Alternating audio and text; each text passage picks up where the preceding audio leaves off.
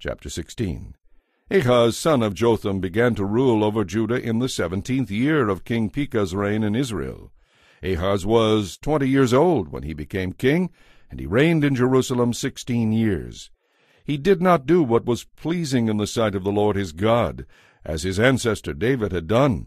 Instead, he followed the example of the kings of Israel, even sacrificing his own son in the fire. He imitated the detestable practices of the pagan nations the Lord had driven from the land ahead of the Israelites. He offered sacrifices and burned incense at the pagan shrines, and on the hills and under every green tree. Then King Rezin of Aram and King Pekah of Israel declared war on Ahaz. They besieged Jerusalem, but did not conquer it. At that time the king of Edom recovered the town of Elath for Edom.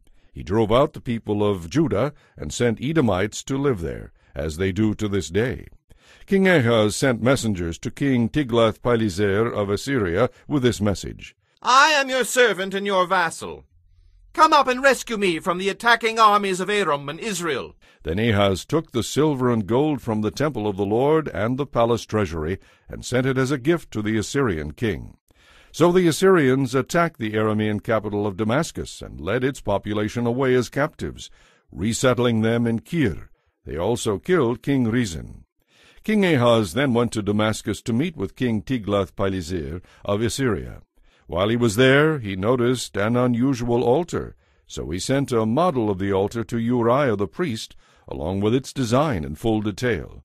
Uriah built an altar just like it by following the king's instructions, and it was ready for the king when he returned from Damascus. When the king returned, he inspected the altar and made offerings on it. The king presented a burnt offering and a grain offering, poured a drink offering over it, and sprinkled the blood of peace offerings on it.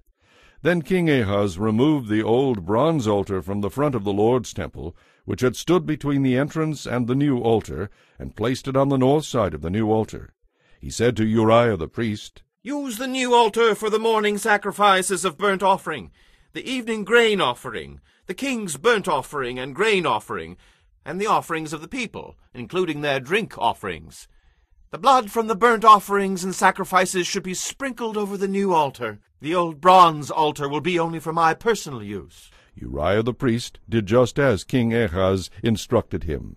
Then the king removed the side panels and basins from the portable water carts.